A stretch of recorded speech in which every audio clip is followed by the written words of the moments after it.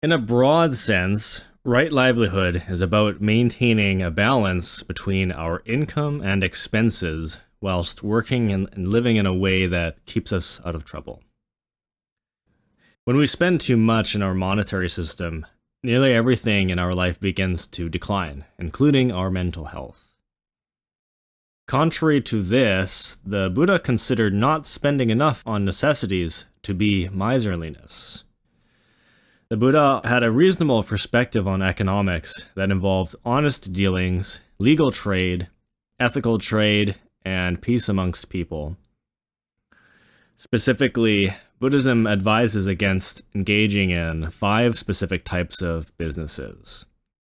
One is not to trade weapons due to the third-party karmic liability that weapon factory employees carry, as well as the karma that private weapon traders accrue in this occupation. Exploitative practices such as human slavery, trafficking, pornography, and prostitution should not be carried out because of the immense karma and suffering they create.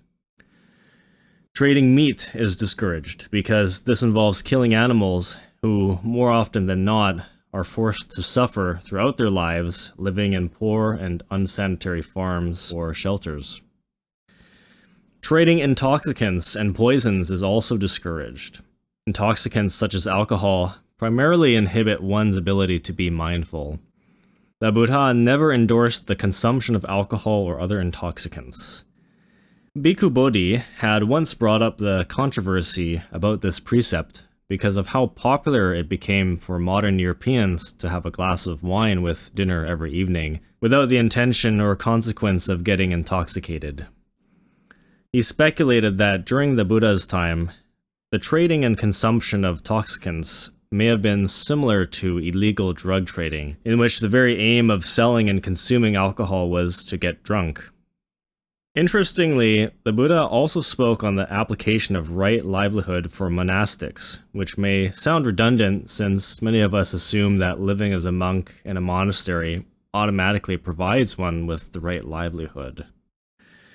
He could have simply explained that apart from being a monastic, everything else qualifies as wrong livelihood. But instead, he provides an extensive list in the Brahmajala Sutta of various livelihoods deemed inappropriate for monastics. The reason behind this is intriguing because it suggests that monastics were engaged in surprisingly diverse enterprises, whether for financial gain or personal interest. Although lengthy and not entirely worth reading in its entirety, encompasses practices like magic, including casting spells, palmistry, prophecy, demonology, and what we might consider today as alternative medicine or quackery. He categorized all of these practices and occupations as debased arts.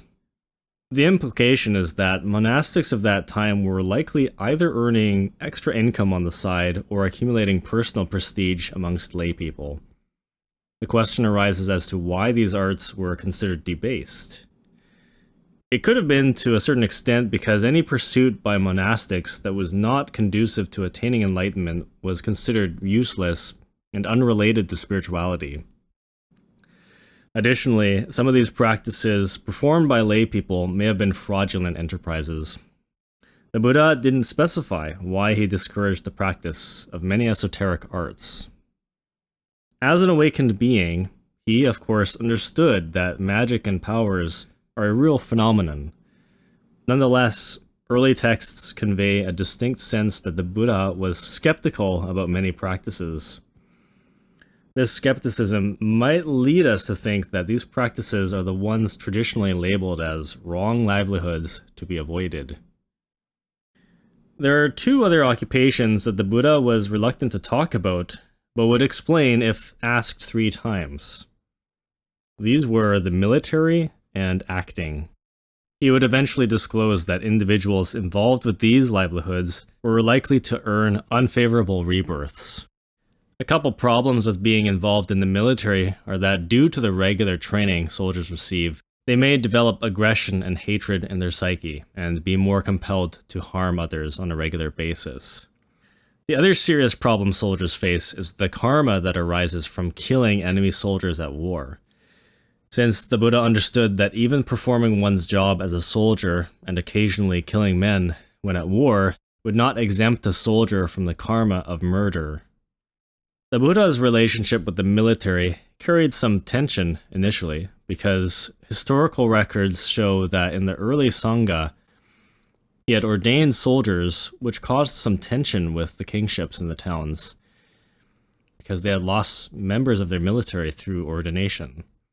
It seemed that those who wished to avoid service could simply turn to the Buddha and request and receive ordination. Later on, the Buddha established a rule prohibiting ordination as a monk for individuals in the military. This decision was probably made to assure the kings in the region that the military force would remain secure for their own use, alleviating concerns about losing members to monastic life. As for acting as a vocation, this is a bit complicated as well. According to the Buddha, engaging in acting is fundamentally considered wrong livelihood because it fosters the cultivation of certain detrimental emotions. It encourages the development of passion, ill will, hatred, anger, and various forms of delusion, especially in the context of comedic performances. Interestingly, the Buddha's perspective aligns with certain aspects of the Western philosopher Plato, his view on fictional poems and plays.